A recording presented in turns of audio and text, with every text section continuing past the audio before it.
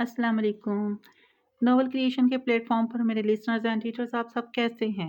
मैं अल्लाह ताला के यहाँ पुरुउम्मीद हूँ कि आप लोग दुनिया के जिस कोने में जहाँ कहीं भी अपनी फैमिलीज़ के साथ या सिंगल भी आबाद होंगे, आप लोग खुश होंगे, शाद होंगे, आबाद होंगे। आप लोग ना सिर्फ़ अपना बल्कि अपनी फैमिलीज़ का भरपूर ख़्याल रख रहे होंगे। अल्लाह ताला आप सबके लिए आसानियाँ पैदा फ़रमाए। तो इस वक़्त आप सब नोवेल क्रिएशन के प्लेटफ़ॉर्म पर सुनने लगे हैं सल्फ़ाइट। नया नोवेल शुरू करने लगी हूँ जिसकी मुसन्निफ़ा हैं नूर राजपूत। मैंने पढ़ा, मुझे अच्छा लगा, तो मैंने सोचा मैं आप लोगों के साथ शेयर करूँ। जन्नत के पत्ते तकरीबन अपने आखिरी मराहल से गुज़र रहा है। आप लोगों ने अमर बेल को बहुत ज़्यादा पसंद किया। Thank you so much. आप लोगों का बहुत-बहुत शुक्रिया अदा करती हूँ। तो आइए, बगैर किसी तमहीद के हम सल्फ़ाइट को शुरू करते हैं। हर उस शख्स के नाम जिसके अंदर एक सल्फ़ाइट छुपा बैठा है, जो उसे बेचैन किए रखता है, जो उसे सोच के जंगलों, बियाबानों में भटकाए रखता है, जिसे दुनिया समझ नहीं पाती और फिर वो अपनी एक अलग दुनिया बसा लेता है। तुम अपने किस दर्द की बात करते हो रोहान जलील? मैंने उम्मे खानम को तारीक रातों में सिसकते देखा है। सल्फ़ाइट वो नावल है जिसे मैं अभी लिखना नहीं चाहती थी। ये नूरे मुकद्दम साहिबा कह रही हैं। मुझे लगता था लफ्ज़ सल्फ़ाइट अपने अंदर इतने मायने लिए हमतन गोश है कि इसे बयान करने के लिए मुझे सदियां दरकार होंगी। लेकिन कुदरत का कानून है, हर चीज़ अपने वक्त पर तहलीक पाती है, पर हादसा अपने वक्त पर ही रूनुमा होता है। कुछ इसी तरह कब, कैसे और क्यों। लेकिन सल्फ़ाइट 6 महीनों की अनथक मेहनत के बाद तहलीक पा गया। इसे क्यों लिखा गया, इस सवाल का जवाब नॉवल में ही मौजूद है। हाँ, अलबत्ता लिखने की वजह इस कायनात की 2 मुअज़्ज़ज़ हस्तियाँ हैं। एक मोहतरम उस्ताद डॉक्टर ज़ाकिर नाइक, जिन्हें अल्लाह ने बेपनाह इल्म से नवाज़ा है, तो दूसरे जुनैद जमशेद, जिन्होंने हदायत का रास्ता चुना है। इसी तरह नावल के 2 मरकज़ी किरदारों ने कलम उठाने पर मजबूर किया। एक जिसने जन्नत रोड पर, दूसरे को जहन्नुम जैसी गहरी खाई में धकेल दिया था। चूँकि ये सोशल मीडिया पर लिखा गया नावल है, तो इसकी पोस्टिंग के दौरान मुझे तनकीद का सामना करना पड़ा। कभी-कभी सोचती थी इसे लिखना छोड़ दूँ, शायद सल्फ़ाइट मेरे बस की बात नहीं। लेकिन सच तो ये कि सल्फ़ाइट लिखते वक़्त ही मैंने लिखना सीखा है। अल्लाह की रज़ा थी और ये तहलीक पा गया, और उसी ज़ात का मैं बेपनाह शुक्र अदा करती हूँ, जिसने सल्फ़ाइट को इतनी पज़ीराई दी और वो ना चाहता तो कुछ मुमकिन नहीं था। आज मैं एक सल्फ़ाइट के तौर पर जानी जाती हूँ, और ये उन क़ारीन का कमाल है जिन्होंने नावल पढ़ा और उसे समझने की कोशिश की। नावल में जो बयान किया गया है उससे बहुत से लोग पहले से वाकिफ़ होंगे, लेकिन बहुत से मेरे जैसे हैं जो वक्त वक्त के साथ साथ सीखते हैं, और पढ़ने वालों के लिए सल्फ़ाइट किसी मौजज़े से कम नहीं। आप सबकी राइटर नूर राजपूत। दुआओं में याद रखिएगा। सल्फ़ाइट, ज़िंदगी के 7 पहरों की कहानी। अज़ कलम नूर राजपूत। बूंदों ने गर के गज़ब सा है ढाला, मौसम है मौसम अजीब सा है ढाला, ये बारिश का बादल भी मुझसा है रंज, जो छलका ज़रा सब बदल सा है डाला।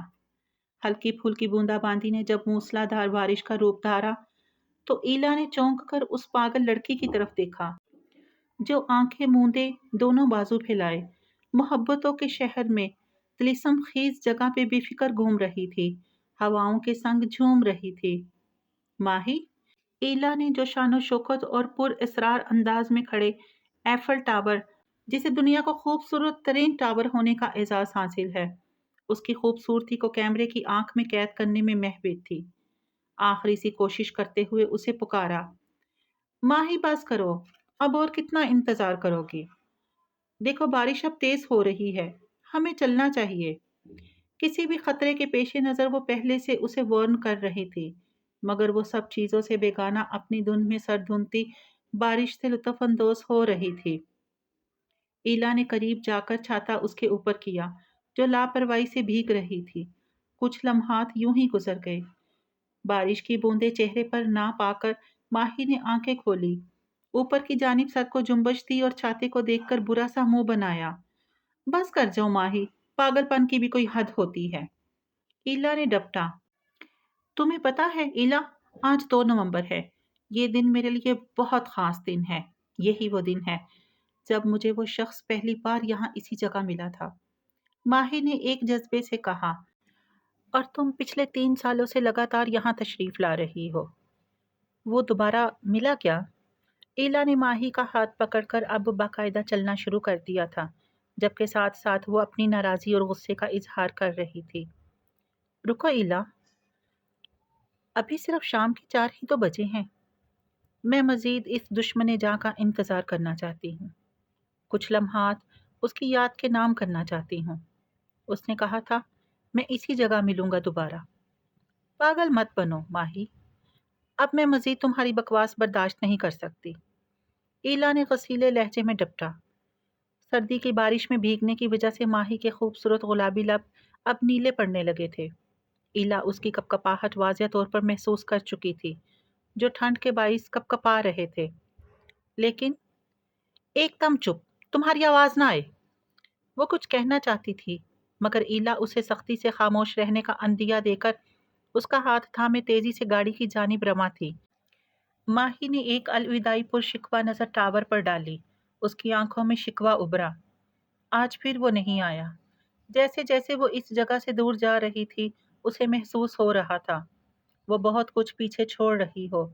एक शिद्दत से वो गुजरी, मंजिल की जानिब नजरें वाह किए हुए थी। शायद वो कहीं से एक बार उसे नजर आ जाए, पर उसकी ख्वाहिश की तकमील ना हुई। उसका दिल हमेशा की तरफ अफसुर्दा था और डूब रहा था। वो लंबे कड़े इंतजार के बाद भी नजर ना आ सका था। गाड़ी के पास पहुंचते ही ईला ने उसकी तरफ का दरवाजा खोला और अंदर बिठाया। तो ये तय है, मुझे उसका एक लंबा इंतजार करना है। आंखें छलकने को तैयार थी। अब वो दीदार मयस्सर है, न कुर्बत न सुखन। एक जुदाई है जो तकदीर हुई जाती है। माही ने एक बार फिर से आबोताब से बारिश में नहाते टावर को देखते हुए दिल की गहराइयों से सोचा। इससे पहले कि वो मजीद कुछ सोचती, ईला जन से गाड़ी आगे की जानिब बढ़ा चुकी थी। रात का ना जाने कौन सा पहर था। हवा में खुनकी बहुत ज्यादा बढ़ चुकी थी। आरामदेह बिस्तर पर पुरसकून नींद के ज़ीरे असर नजर आने वाला वो शख्स एक झटके से उठ बैठा था। कुछ ऐसे हादसे भी जिंदगी में होते हैं कि इंसान बच तो जाता है, मगर जिंदा नहीं रहता। लैंप की मध्यम रोशनी में चेहरे पर पसीने की नन्ही नन्ही बूंदें वाजिया थी। देखते ही देखते अजियत की एक लहर उस शख्स के चेहरे पर फैल गई। हवास बहाल होने पर उसने गुस्से से साइड टेबल पर रखा लैंप हाथ बढ़ाकर नीचे गिरा दिया। सिसकियों की आवाज वाजिया सुनाई दे रही थी, और ये आवाज उसकी रूह को किसी तलवार की तरह जख्मी कर रही थी। बिलाखर उसकी बर्दाश्त जवाब दे गई। Shut up, just shut up, वो बेबसी से चिल्लाया। वो दोनों हाथ कानों पर रखकर इस आवाज से बचना चाह रहा था, लेकिन शायद किसी ने रोने की कसम खा रखी थी। ऐसा पहली बार नहीं हुआ था। पिछले 3 सालों में एक भी दिन ऐसा नहीं गुजरा था जब इस आवाज ने उसका पीछा ना किया हो। एक भी रात वो सुकून से नहीं सो पाया था। और फिर एक झटके से वो उठा। अब उसका रुख उस शफीक हस्ती के कमरे की जानिब था जिसकी आगोश उसे सुकून पहुंचाती थी। अपने मतलूबा कमरे के बाहर पहुंचने के बाद उसने दरवाजे पर दस्तक दी। वो जानता था अंदर वो शफीक हस्ती जाग रही होगी। आ जाओ। दस्तक पर अंदर से आवाज उभरी थी। वो झटके से दरवाजा खोलकर अंदर दाखिल हुआ। सामने वो हस्ती अपने बिस्तर पर बैठी सूरह यासीन की तिलावत कर रही थी। बी जान। वो तड़प कर उनकी तरफ बढ़ा। बी जान ने सूरत यासीन को अकीदत से चूम कर साइड टेबल पर रखे ऊंचे ताक पर रखा। शाह बेटा, तुम सब खैरियत तो है ना? बी जान के चेहरे पर परेशानी उभरी। वो बी जान, मैं वो कुछ कहना चाहता था, लेकिन आंसुओं का एक गोला सा उसके गले में अटक गया था। वो आगे बढ़कर बीजान की गोद में सर रखकर लेट गया था। आज फिर कोई बुरा ख्वाब देखा क्या? बीजान प्यार भरे लहजे में पूछ रही थी, और साथ साथ उसके बालों में उंगलियां भी फेर रही थी। जाने वो आंसू कैसे उसकी आंखों से फिसल कर बीजान की गोद में जज़ब हो गए थे।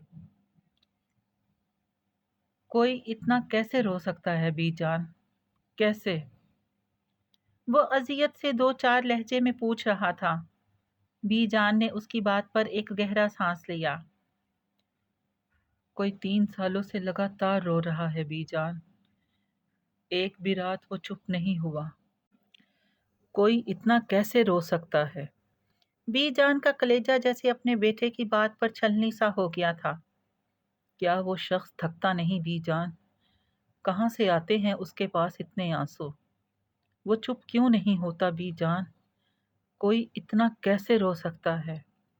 वो बार बार एक ही सवाल दोहरा रहा था। जख्म गहरा दिया है तुमने बेटा, इतना गहरा जख्म कि तुम सोच भी नहीं सकते। बीजान ने कहने के बाद उसके सर पर फूंक मारी, जैसी सारी बलाएं टालना चाहती हो। उसे कह दें कि वो चुप कर जाए बीबी जान, चुप कर जाए, खुदा का वास्ता है। वो कह रहा था और बीजान नम आंखें लिए सुन रही थी। कितनी ही देर वो यही अल्फाज दोहराता रहा और फिर थक हार कर, या शायद उस सुकून के बाइस जो उसे बीजान की गोद में मिला था, वो एक बार फिर नींद की आगोश में जा चुका था। गैलिट ब्रग्स ने दुनिया के इंसानों को दो इकसाम में तकसीम किया है, एक ब्रोमाइट्स और दूसरे सल्फाइड्स। ब्रोमाइट आम लोग होते हैं जिनकी सोच एक सी होती है, जबकि सल्फाइड्स खास लोग होते हैं जो कि नायाब होते हैं, जो आम लोगों से हटकर सोचते हैं, जो अपनी सोच और अपने अमल दोनों से लोगों को चौंका देने की सलाहियत रखते हैं, जो गैर मामूली काम को मामूली तरीके से, जबकि मामूली काम को गैर मामूली तरीके से सर अंजाम देते हैं। क्लासरूम में टीचर की आवाज़ गूंज रही थी। ये बीएससी की क्लास थी और इस वक्त इनका इंग्लिश का लेक्चर था। वो दोनों दूसरी कितार में बैठी थी। एक तरफ लड़कों की कितार थी तो दूसरी जानिब लड़कियों की। ओहो, अम्मी ने कल कहा था कि छत पर सीमेंट लगा देना, मैं फिर भूल गई। आसमान पर छाए गहरे बादलों को देखकर उसने सोचा, पिछले कुछ दिनों से होती लगातार बारिश ने उनके एक कमरे की छत को टपकने पर मजबूर कर दिया था। काश मैं सीमेंट लगा ही देती। अब अम्मी को मेहनत करनी पड़ेगी, और अगर इन्हें भी याद न रहा तो आज रात फिर मिस उम्मे हानम। वो मजीद सोच नहीं पाई थी कि क्लास टीचर की सख्त सी आवाज उसे ख्यालों की दुनिया से निकालकर हकीकत में ले आई थी। Yes yes ma'am. वो हड़बड़ाकर खड़ी हो गई। ध्यान किधर है आपका? मैम ने गुस्से से पूछा। जी वो कुछ कहना चाहती थी लेकिन अल्फाज दम तोड़ गए। अगर आप जैसे स्टूडेंट्स क्लास में ऐसा रवैया अपनाएंगे तो बाकियों का क्या होगा? गालिबन मैम काफी गुस्से में थी। लड़कों की दबी दबी सी हंसी की आवाज वो साफ सुन सकती थी। वो सर झुकाए खड़ी थी। वाकई उसका ध्यान क्लास में नहीं था। बैठ जाइए और आइंदा ऐसी हरकत मत कीजिएगा। मैम को शायद उस पर रहम आ गया था। वो खामोशी से बैठ गई। उसने सुना ही नहीं था कि सल्फाइड्स क्या होते हैं। उसका जहन तो बस छत से टपकते पानी में उलझा था, जो बर्तन में गिरता और एक अजीब सी आवाज पैदा करता था, और आवाज उसे इंतहाई बुरी लगती थी। मेज पर रखा हुआ कॉफी का कप ठंडा पड़ चुका था। उसकी नजरें ग्लास डोर से बाहर तेजी से गुजरती गाड़ियों पर जमी थी। जाने किस एहसास के तहत वो चौंकी और निगाहें अपने कप की जानिब मरकूज की। कप उठाया तो कॉफी ठंडी हो चुकी थी। एक गहरा सांस लेने के बाद उसने वो कड़वा और ठंडा मशरूब अपने अंदर उंडेला। मेज पर रखे मोबाइल को उठाकर उसकी चमकती स्क्रीन पर उभरने वाली घड़ी से वक्त देखा। ओह, सिर्फ 10 मिनट रह गए हैं। वो बड़बड़ाते हुए खड़ी हुई। कॉफी के पैसे उसने मेज पर रखे और दरवाजे की तरफ कदम बढ़ा दिए। ये उसकी तकरीबन रोजाना की रूटीन थी। घड़ी पहनने के बावजूद मोबाइल पर वक्त देखने की आदत आज भी नहीं बदली तुम्हारी। उससे कुछ फासले पर बैठे हुए शख्स की नजरें दरवाजे से बाहर निकलती लड़की पर जमी थी। वो हल्का सा मुस्कुराया था। उस शख्स का आधा चेहरा छुपा हुआ था। तकरीबन 5 मिनट बाद वो भी अपनी जगह से उठा और उसके पीछे चलना शुरू कर दिया। उन दोनों के जाने के बाद एक लड़का तेजी से रेस्टोरेंट के अंदर दाखिल हुआ और काउंटर की तरफ बढ़ा। है एल्ब्रेट, एंजल आई थी क्या? मेडी ने काउंटर पर खड़े लड़के से पूछा। हाँ, हमेशा की तरह, अल्ब्रेट ने कॉफी कप में डालते हुए जवाब दिया। और मून? हाँ, वो भी आया था और उसके पीछे चला गया, हमेशा की तरह। ये मून मर जाएगा मेरे हाथों। मैडी को न जाने किस बात का गुस्सा था। रिलैक्स मैडी, वो उसे नुकसान नहीं पहुंचाने वाला। अल्फ्रेड ट्रे उठाकर एक मेज की जानिब बढ़ गया। लेकिन मुझे उस पर बिल्कुल भी भरोसा नहीं है। मैडी उसके पीछे लपका। अगर भरोसा नहीं है तो जाओ ना उन दोनों के पीछे। वैसे भी तुम्हारी इन फजूल बातों में ट्रेन गुजर चुकी होगी। Oh shit! अल्फ्रेड की बात सुनकर मैडी चिल्लाया और बाहर की तरफ भागा। लेकिन किस्मत ने उसका साथ नहीं दिया था। ट्रेन गुजर चुकी थी। अब उसे 10 से 15 मिनट इंतजार करना था। जब तक दूसरी ट्रेन नहीं आ जाती। मैडी का मूड पूरी तरह खराब हो चुका था। जब वो घर पहुंची तो तकरीबन पूरी भीग चुकी थी। अकेडमी उसे रिक्शे पर आना जाना पड़ता था। रिक्शे वाला उसे मेन रोड पर उतार देता था। मेन रोड से घर तक का सफ़र 5 मिनट का था और इन 5 मिनटों में बारिश तेज होने की वजह से वो भीग चली थी। कितनी बार कहा है कि रिक्शे वाले से कहकर घर तक रिक्शा ले आया करो, अपने घर के सामने उतरा करो। आसिया बेगम ने अपनी बेटी से कहा, जो हमेशा उनकी बात एक कान से सुनकर दूसरे से निकाल देती थी। अम्मा, रिक्शे वाला पैसे ज्यादा मांगता है। 5 मिनट के सफर के लिए मैं उसे ज्यादा पैसे हरगिज नहीं दे सकती। वो तौलिए से बाल साफ करते हुए बड़बड़ाई। वो तो ठीक है, लेकिन कभी कभी हालात को भी देख लेना चाहिए ना। आज मौसम बहुत खराब था और इतनी तेज बारिश थी। आज तो रिक्शे पर ही दरवाजे तक आ जाती ना। क्या मुझे खाना मिलेगा? वो अपनी माँ की बात मुकम्मल नज़रअंदाज कर गई थी। आसिया बेगम से उसकी बात सुनकर सर झटका। वो अच्छी तरह जानती थी कि उनकी बेटी हमेशा अपनी मनमानी करती थी। कपड़े बदल लो, मैं खाना गर्म करके लाती हूँ। आसिया बेगम बरामदे से मलहिका छोटे से किचन में चली गई थी, जबकि वो कमरे की तरफ बढ़ गई। माहम और जवाद कहाँ हैं? नजर नहीं आ रहे। घर में छाई खामोशी को महसूस करके उसे अपने दोनों छोटे बहन भाई याद आ गए थे। छत पर हैं। किचन की छत टपक रही थी तो सीमट लगा रहे हैं दोनों। भाई साहब पैसे दे देते तो मरम्मत ही करवा लेती मकानों की, लेकिन जो अल्लाह को मंजूर। आसिया बेगम ने एक गहरी सांस लेते हुए जवाब दिया और खाना बरामदे में बिछी चारपाई पर रख दिया। मुझे नहीं लगता अम्मी कि वो हमें पैसे देंगे। लोग यतीमों और गरीबों का हक बहुत आसानी और बिना खौफ के मार लेते हैं। वो पैसों के जिक्र पर सख्त बदमजा हुई थी। अच्छा, तुम खाना खा लो, मैं जरा उन दोनों को देख लूं। भीग रहे होंगे ऊपर। आप रहने दे अम्मी, मैं देख लूंगी खाने के बाद। आप बस आवाज देकर दोनों को नीचे बुला लें। वो कहकर खाने की तरफ मतवज्जो हो चुकी थी। अलबत्ता जहन बुरी तरह इंतशार का शिकार था। शोर की आवाज पर वो चौंकी, जो गहरे ख्यालों में खोई थी। उसके बिल्कुल सामने बैठे लड़के का बैग नीचे गिर गया था। ट्रेन की रफ्तार आहिस्ता हुई। मार्निलम वैली स्टेशन। वो एकदम सीधी हुई। उसका स्टेशन आ गया था। अगर वो ऐसे ही ख्यालों में खोई रहती तो शायद स्टेशन गुजर जाता। उसने मुस्कुराकर अपने सामने बैठे कम उम्र लड़के को देखा और आंखों से ही शुक्रिया अदा किया, और फिर ट्रेन रुकने पर वो निकल गई। Disney village. इसके बिल्कुल सामने वो गांव था। हाँ, डिज्नी विलेज, जिससे 1 मिनट के फासले पर डिज्नीलैंड था। शहजादियों और परियों का देश। उसके लिए आज भी वैसा ही था। बहुत से लोग ट्रेन से उतरे थे और अब उनका रुख डिज्नीलैंड की तरफ था। थैंक्स बडी। ट्रेन से बाहर निकलते हुए उस आधे छुपे चेहरे वाले शख्स ने सीट पर बैठे उस लड़के से कहा, जिसने जानबूझकर उसके इशारे पर अपना बैग नीचे गिराया था। अब उसकी निगाहें एंजल को ढूंढ रही थीं, जो लोगों के हजूम में कहीं खो सी गई थी। वो थोड़ा सा बेचैन हुआ। फिर उसे एक तरफ वो नजर आ गई थी। हाँ, वही एंजल। एंजल को देखते ही उसके चेहरे पर सुकून फैल गया था और अब थोड़ा सा फासला रखकर वो इसके पीछे पीछे चल पड़ा था। सुन रहा है ना तू? रो रहा हूं मैं। सुन रहा है ना तू? माँ हम टीवी की आवाज कम कर लो, कब से कह रही हूँ। वो अपनी किताबें फैलाए बैठी थी। मुसलसल आने वाली गाने की आवाज उसकी तवज्जो अपनी जानिब खींच रही थी। अरे हानी, जरा आकर देखो, आज का शो है। कसम से कमाल लग रहा है।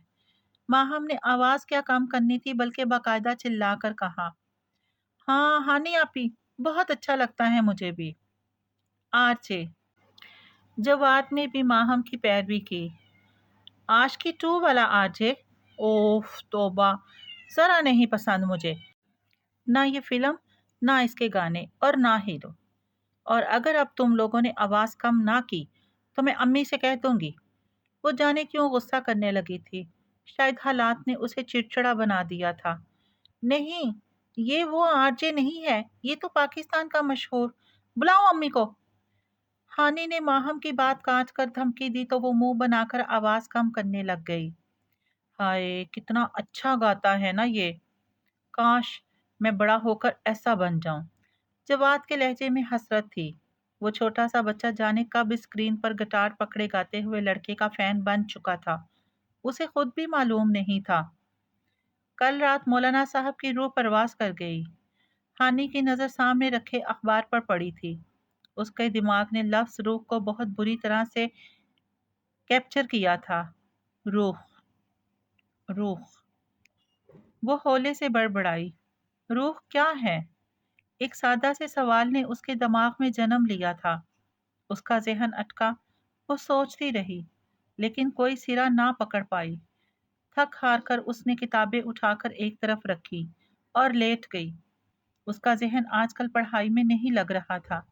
अजीबोगरीब सोचों ने उसके दिमाग का घेराव किया हुआ था। कभी तुम लोग पढ़ भी लिया करो, हर वक्त टीवी में घुसे रहते हो। हानि ने अपने दोनों बहन भाइयों की तरफ देखते हुए कहा, जो उससे कुछ फासले पर नजरें टीवी में जमाए बैठे थे। हमें किताबी कीड़ा नहीं बनना, क्यों जवाद? माँ हमने जवाद की तरफ देखते हुए पूछा। वो भी मुस्कुरा दिया था, जबकि हानि ने अफसोस से सर हिलाया। ये थी उम्मे हानम उर्फ हानि, जो बीएससी साल दोइम की तालबा थी, जिसकी कुल कायनात उसकी माँ और दो बहन भाई थे। माहम हानि से 2 साल छोटी थी, जो सेकंड ईयर में थी, और जवाद माहम से 4 साल छोटा था। अब सार साहब, जो कि हानि के वालिद 7 साल पहले ही दुनिया से रुखसत हो गए थे। वक्त और हालात ने उसे उम्र से बड़ा बना दिया था। अलबत्ता माहम में अभी बचपना था। रूह क्या है? एक बार फिर उसका जहन उलझा। बिलाखर वो उठकर कमरे से बाहर निकल गई थी। तेरे संग गुजर जाए ये उम्र जो बाकी है, हंस तो ना जरा खुलकर, काहे की उदासी है। दरवाजे से बाहर निकलते वक्त उसकी समात से गाने की आवाज टकराई। आवाज अच्छी थी, लेकिन चाहने के बावजूद वो वापस पलट कर टीवी पर नजर आते उस आरजे को नहीं देख पाई थी। खामोशी से वो सहन की तरफ बढ़ गई थी, जहां ठंडी हवा ने उसका इस्तकबाल किया था। उसे रोजाना रात को सहन में टहलने की आदत थी, और आज तो फिर ठंडी हवाएं उसके सुकून बख्श रही थी। आंख में आंसू नहीं पर रुलाता है बहुत। वो दिसंबर, हर दिसंबर याद आता है बहुत। साथ मेरे भीगता है बारिशों में बैठकर। याद के सारे दरीचे खोल जाता है बहुत। रोंदता है ये जहां की सारी दीवारें खड़ी। 2 कदम पर लाकर इसको आजमाता है बहुत। मुस्कुराहट गुनगुनाहट कह कहे बातें तेरी, ख्वाब बनकर रात भर मुझको जगाता है बहुत। मुझको दे जाता है छुप कर इसकी खुशबू का पता। एक दीवाने को ये पागल बनाता है बहुत। पिछले 1 घंटे से वो सोशल मीडिया पर मुख्तलिफ अकाउंट्स को चेक कर रही थी, लेकिन वो शख्स उसे कहीं भी नजर नहीं आया था। बैठे बैठे उसकी नाजुक कमर अकड़ गई थी, मगर उसके तजस्सुस में जरा बराबर भी कमी नहीं आई थी। बस करो माही, और कितना ढूंढोगी उसे? ईला ने उकताकर माही से पूछा, जिसके खूबसूरत चेहरे पर अजीब सी चमक थी। जब वो मिल नहीं जाता माही, उसे ढूंढती रहोगी? मुझे समझ नहीं आता कि 5 मिनट की मुलाकात में वो शख्स तुम पर क्या जादू कर गया है कि जो तुम यूं ख्वार हो रही हो। यही बात तो मैं जानना चाहती हूँ, इससे मिलकर पूछना चाहती हूँ। کہ ماہی پر کیسا جادو کیا ہے اس نے۔ ماہی پرشوق نگاہوں سے مسکرائی تھی۔ وہ تمہیں نہ ہی ملے تو بہتر ہے، جب بنا ملے یہ حال ہے تو جانے مل کر کیا ہوگا؟ ایلا نے لیپ ٹاپ اس کے سامنے سے اٹھاتے ہوئے کہا، تمہارے منہ میں خاک، میرا لیپ ٹاپ واپس کرو۔ ماہی سخت بدمزہ ہوئی۔ پہلے ڈنر، تمہیں یاد ہے نا، ہم نے پلان کیا تھا آج ڈنر باہر کریں گے۔ مجھے بھوک لگی ہے، جلدی اٹھو۔ بعد میں ڈھونڈتی رہنا اپنے عشق گمشدہ کو۔ ایلا نے اسے ہاتھ سے پکڑ کر کھڑا کیا۔ ڈھونڈنے دو نا ایلا، شاید مل ہی جائے۔ ماہی کے لہجے میں حسرت تھی۔ ہر چیز کا ایک وقت مقرر ہوتا ہے ماہی، اور وہ چیز اپنے وقت پر ملتی ہے۔ اگر اسے ملنا ہوا نا تو خود ہی مل جائے گا۔ ارے واہ ایلا، بڑی سمجھدار ہو گئی ہو۔ ماہی نے ایلا کا گال کھینچا۔ تعریف بعد میں کرنا، جاؤ تیار ہو جاؤ، میں دعا کروں گی وہ شخص ایک بار تمہیں ضرور ملے۔ آمین آمین آمین۔ ماہی کی خوشی دیکھنے کے لائق تھی۔ میں بس ابھی آئی تیار ہو کر، بس 5 منٹ میری پیاری دوست۔ ماہی اس کے گال کو پیار سے تھپ تھپاتی کمرے کی سمت بھاگی تھی، جبکہ ایلا اس کے پاگل پن پر دھیرے سے مسکرا دی تھی۔ حشام، وہ بہت محویت سے کتاب پڑھنے میں مشغول تھا جب آواز پر چونکا۔ جی چھوٹے بابا سائیں۔ وہ ایک دم پلٹا۔ ارے آپ یہاں، مجھے بلا لیا ہوتا میں آ جاتا۔ حشام نے سید جبیل کو اسٹڈی روم کے دروازے میں کھڑا دیکھا تو کہا، کوئی بات نہیں، یہ بتاؤ تمہارا لاڈلا آ رہا ہے یا نہیں؟ بابا سائیں، آپ اندر تو آئیے، پھر بتاتا ہوں۔ حشام نے کتاب خانہ بدوش کو ایک طرف رکھتے ہوئے کہا اور اپنی جگہ سے کھڑا ہو گیا۔ نہیں بیٹا، مجھے ذرا ضروری کام ہے، یہ بتاؤ وہ آ رہا ہے یا نہیں؟ جی بابا سائیں، میری بات ہوئی تھی اس سے، وہ آ رہا ہے۔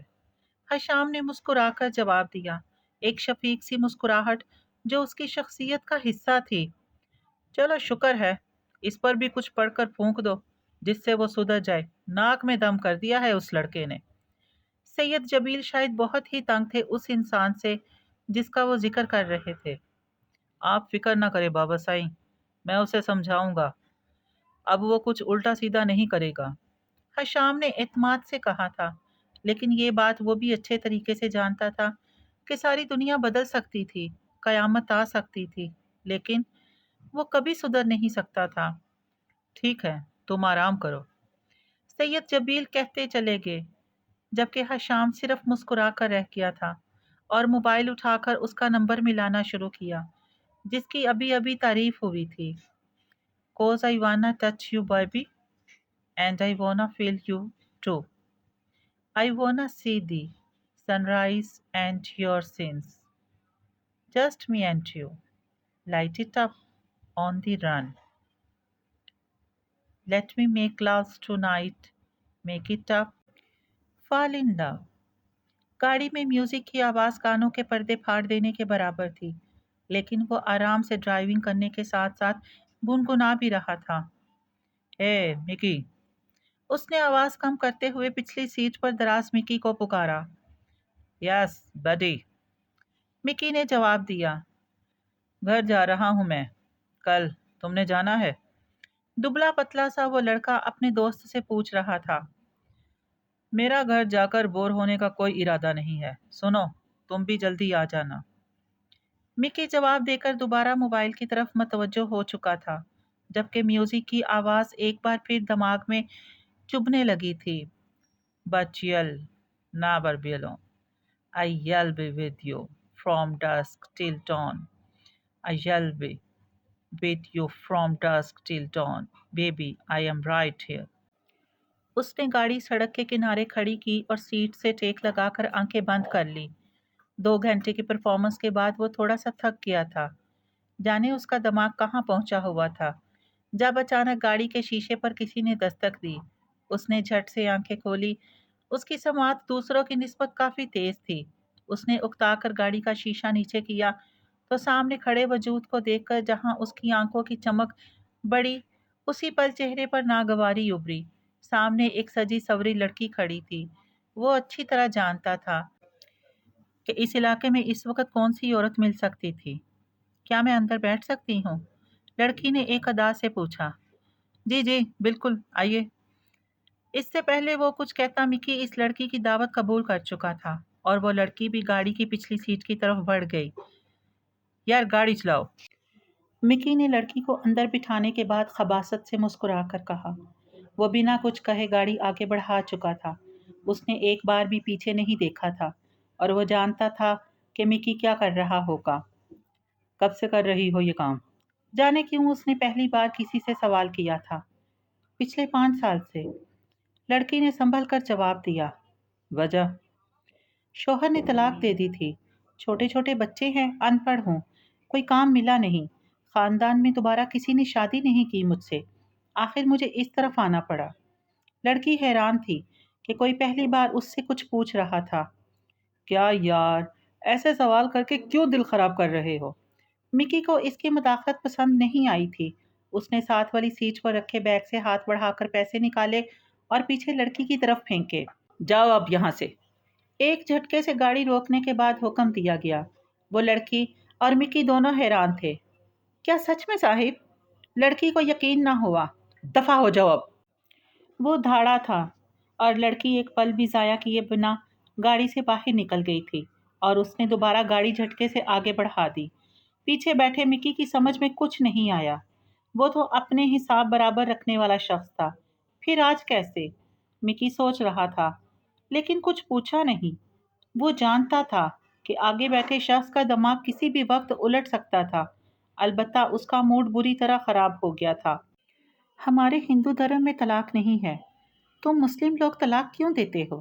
اگر طلاق کے بعد اس عورت سے کوئی شادی نہ کرے اور مجبوراً وہ جسم فروشی پر آ جائے تو اس کا ذمہ دار کون ہوتا ہے؟ تم لوگوں سے اچھا تو ہمارا دھرم ہے جس میں طلاق ہے ہی نہیں اور عورت ہمیشہ اپنے پتی کے ساتھ رہتی ہے۔ اس کے ذہن میں آج صبح اس کی پوسٹ پر ایک انڈین لڑکی نے جو کمنٹ کیا تھا وہ گونج گیا تھا۔ وہ لڑکی وقتاً فوقتاً اس سے عجیب و غریب سوال پوچھتی رہتی تھی۔ خود کو وہ اس کی مداح بتاتی تھی لیکن اس کے سوال ہمیشہ اچھے ہوتے تھے۔ لیکن آج شالنی نے جو سوال کیا تھا اس سے اس کا دماغ بری طرح گھوم گیا تھا۔ I am not a Muslim۔ اس نے بس یہ جواب دیا تھا۔ اوہ ریئلی؟ شالنی کو زبردست جھٹکا لگا تھا۔ اس کے بعد وہ 1000 کمنٹ کر چکی تھی، میسج کر چکی تھی، لیکن اس نے جواب دینا ضروری نہیں سمجھا تھا۔ اور اب اس وقت اس لڑکی کو دیکھ کر اسے وہ سوال یاد آ گیا تھا، اس لیے اس کا دماغ بری طرح گھوم گیا تھا۔ میوزک کی آواز وہ اور زیادہ بلند کر چکا تھا، جبکہ مکی نے چپ رہنے میں ہی عافیت جانی تھی۔ کیا ہوا ہے ہانی؟ آج کل تمہارا دھیان پڑھائی میں بالکل بھی نہیں ہے، کوئی پریشانی ہے کیا؟ وہ دونوں کلاس لے کر باہر نکلی تھی جب مہرو نے اپنی بہترین دوست ہانی سے پوچھا۔ وہ واقعی کافی دنوں سے الجھی الجھی نظر آتی تھی۔ نہیں تو ایسی کوئی بات نہیں ہے، ہانم نے ٹالنا چاہا۔ مس ہانم عرف ہانی، تم نے مجھے اتنا بے وقوف سمجھا ہے کیا جو میں تمہاری خاموشی محسوس نہیں کر پاؤں گی؟ میں سوچ رہی ہوں کہ کوئی جاب کر لوں، لیکن سمجھ میں نہیں آتا کہ جاب دے گا کون مجھے۔ خانم پریشان تھی۔ اوہ وہ پیسوں کا مسئلہ ہے؟ مہرو نے اکیڈمی کے اس چھوٹے سے لان میں بیٹھتے ہوئے پوچھا جہاں شام کی مدھم مدھم دھوپ چمک رہی تھی۔ ہاں، مسئلے ہی مسئلے ہیں۔ داخلہ فیس جمع کروانی ہے، دکانوں سے جو پیسے آتے ہیں وہ میری، ماہم اور جواد کی فیس میں چلے جاتے ہیں، جبکہ باقی گھر کے خرچے میں۔ اب داخلہ فیس کہاں سے لاؤں؟ اماں سے مانگتے ہوئے شرم آتی ہے، وہ پریشان ہو جائے گی۔ دھوپ نے اس کے معصوم چہرے کی چمک کو مزید بڑھا دیا، البتہ آنکھیں اداس تھی۔ بس اتنی سی بات۔ بتاؤ مجھے کتنے پیسے چاہیے، میں لا دوں گی صبح۔ مہرو نے دوستی کا حق ادا کرتے ہوئے کہا۔ نہیں مہرو، میں خود کچھ کرنا چاہتی ہوں۔ اچھا چلو تم پریشان مت ہو، اللہ بہتر کرے گا۔ مہرو نے اس کا ہاتھ ہلکا سا دبایا۔ اس سے پہلے وہ کچھ کہتی، خانم کے بیگ سے وائبریشن کی آواز ابری۔ اس نے ہاتھ بڑھا کر موبائل بیگ سے نکالا۔ یہ ایک چھوٹا کیپٹ موبائل تھا، شاید کسی کا میسج آیا تھا۔ تم سے بہت کچھ کہنا ہے مگر کبھی تم نہیں ملتے، کبھی الفاظ نہیں ملتے۔ نمبر دیکھ کر اس کے رگو جاں میں ایک زہر سا پھیل گیا تھا۔ اس نے میسج فوراً ڈیلیٹ کیا اور موبائل غصے سے بیگ میں پٹکا۔ آرام سے ہانی، کیا ہوا؟ کس کا میسج تھا؟ مہرو نے پوچھا۔ وہ اس کی یہ حرکت دیکھ چکی تھی۔ پتہ نہیں، کوئی رانگ نمبر تھا۔ اور فکر مت کرو، یہ کوئی سمارٹ فون نہیں ہے جو ٹوٹے گا یا خراب ہوگا۔ پچھلے 1 سال سے استعمال کر رہی ہوں، ابھی تک کچھ نہیں بگڑا اس کا۔ جانے وہ کیوں اتنی تلخ ہو گئی تھی، یا پھر حالات نے اسے ایسا بنا دیا تھا۔ اچھا، یہ سب چھوڑو، بتاؤ چائے پیو گی؟ مہرو نے سوالیہ نظروں سے اسے دیکھا۔ وہ بات کا رخ بدلنا چاہتی تھی۔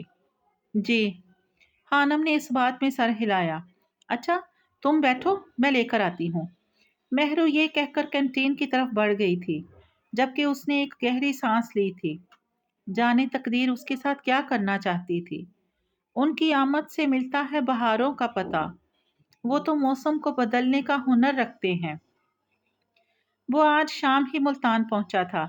سیدوں کی حویلی میں جیسے خوشی کی لہر دوڑ گئی تھی۔ البتہ حویلی کے سارے ملازمین دعائیں مانگ رہے تھے کہ ان کا سامنا سید حویلی کے عجیب و غریب سکوت سے نہ ہو۔ بی جان نے آتے ہی اس کا صدقہ دیا تھا اور وہ بیزار سا سب برداشت کر رہا تھا۔ اسے سید حویلی میں بس ایک ہی شخص تھوڑا پسند تھا، اور وہ تھا حشام بن جبیل، جس کی محبت اس بیزار شخص کے لیے ہمیشہ سے خالص تھی۔ اس وقت بھی وہ حشام کے سامنے بیٹھا سگریٹ پی رہا تھا۔ تم نے اسموکنگ کب شروع کی؟ حشام نے گہری نظروں سے دیکھتے ہوئے پوچھا۔ 5 سال پہلے ہی کر دی تھی، نپے تلے انداز میں جواب دیا گیا۔ تم جانتے ہو نا، بی جان کو پتا چلا تو وہ ناراض ہوں گی۔ ہمیشہ ہی ناراض ہوتی ہیں وہ، لیکن تمہیں پتا ہے شامو کاکا، مجھے فرق نہیں پڑتا۔ حشام کا نام بگاڑ کر وہ ڈٹائی سے ہنسا تھا۔ تھوڑی سی تو شرم کرو، تم سے 6 سال بڑا ہوں۔ حشام کی بات پر اس کا چھت پھاڑ کہا گونجا تھا۔ سن کر اچھا لگا شامو کاکا۔ وہ بلا کا ڈھیٹ تھا۔ واپس کب جانا ہے؟ حشام نے دوبارہ پوچھا۔ 1-2 دن میں چلا جاؤں گا۔ ویسے بھی جب سے آیا ہوں بور ہی ہو رہا ہوں۔ اور تمہیں پتا ہے، آج ایک عورت آئی ہے، ساتھ میں 1 ماہ کا بچہ لائی تھی اپنا۔ بی جان کو کہتی ہیں اسے پیار دے سیدانی جی، یہ بڑا ہو کر آپ کے بیٹوں جیسا بنے۔ طنزیہ لہجے کے ساتھ بات کے آخر پر وہ خود بھی ہنسا تھا۔ تم خود بتاؤ، اگر وہ میرے جیسا بن گیا تو؟ اس کے چہرے پر شیطانی مسکراہٹ پھیلی تھی۔ میں نے فوراً کہا تھا کہ لائیے، میں پیار دیتا ہوں، لیکن بی جان نے مجھے منع کر دیا۔ ورنہ کیونکہ وہ تمہارے کرتوت اچھے سے جانتی ہیں مسٹر آر جے، اسی لیے منع کیا۔ حشام نے اس کی بات کاٹی۔ اس کی بات پر آر جے نے ایک اور کہا لگایا تھا۔ عجیب بات تھی، وہ تب ہی ہنستا تھا جب حشام کے ساتھ ہوتا تھا۔ اچھا تم بتاؤ، تمہاری پی ایچ ڈی کہاں تک پہنچی شامو کاکا؟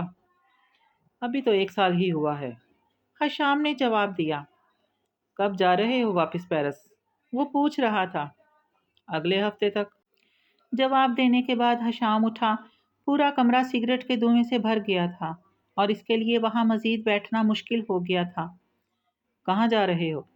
اس نے حشام کو اٹھتے دیکھا تو پوچھا۔ عشاء کی نماز ادا کرنے۔ کیوں؟ نماز مجھ سے زیادہ ضروری ہے کیا؟ وہ بے چین ہوا تھا۔ ہاں، حشام نے ایک لفظی جواب دیا۔ لیکن کیوں؟ اگر نہیں پڑھو گے تو کیا ہوگا؟ گناہ ملے گا، حساب دینا پڑے گا۔ حشام نے تحمل سے کہا۔ اچھا، تو تم اس لیے پڑھتے ہو کہ حساب دینا پڑے گا؟ وہ بھویں سکیڑے پوچھ رہا تھا۔ نہیں، اللہ بھی ناراض ہوگا نا، اس لیے۔ اور پھر حشام کے جواب پر اس کا ایک اور کہا ابھرا تھا۔ کتنا جبر ہے نا تمہارے دین میں۔ ایسا بھی ہوتا ہے کیا؟ دین میں جبر نہیں، یہ جبر تو ان کو نظر آتا ہے جن کی آنکھوں پر رب کریم و عظیم نے پردے ڈال رکھے ہیں۔ اور دیکھو، مجھے تم سے بحث نہیں کرنی، میں جا رہا ہوں۔ حشام نے دروازے کی طرف بڑھتے ہوئے جواب دیا۔ اچھا سنو حشام بن جبیل، بس ایک سوال کا جواب دے جاؤ۔ اس نے حشام کو پکارا۔ حشام پلٹا۔ اس نے دیکھا تھا کہ آر جے کی آنکھوں میں ایک انوکھی چمک تھی۔ حشام اچھی طرح جانتا تھا کہ اس کے سوالوں کے جواب دینا اس کے بس میں نہیں تھا، لیکن وہ سننا چاہتا تھا کہ اس وقت آر جے کے دماغ میں کیا چل رہا تھا۔ تم کہتے ہو کہ اللہ بہت بڑا ہے، وہ بے نیاز ہے، उसे किसी चीज़ से फ़र्क नहीं पड़ता। उसके पास इंसानों जैसे जज़्बात और एहसासात नहीं। फिर तुम्हारे नमाज़ ना पढ़ने पर वो गुस्सा क्यों होगा? सज़ा क्यों देगा? उसकी बात ना मानने पर वो इंसानों की तरह रिएक्ट क्यों करता है? उसने तुम्हें पैदा किया है, क्रिएटर है, बहुत बड़ा है। उसे तो इंसानों की खुशी में खुश होना चाहिए ना। फिर अगर तुम नमाज ना पढ़कर खुश हो, तो उसे गुस्सा क्यों आता है? वो तो बेनियाज है ना। फिर बात ना मानने पर माँ बाप की तरह गुस्सा क्यों करता है? इंसानों जैसे जज्बात क्यों? वो बोला तो बोलता ही चला गया।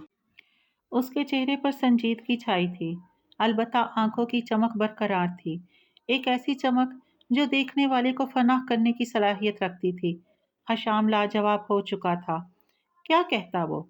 उसका सवाल ही ऐसा था। वो आलम नहीं था।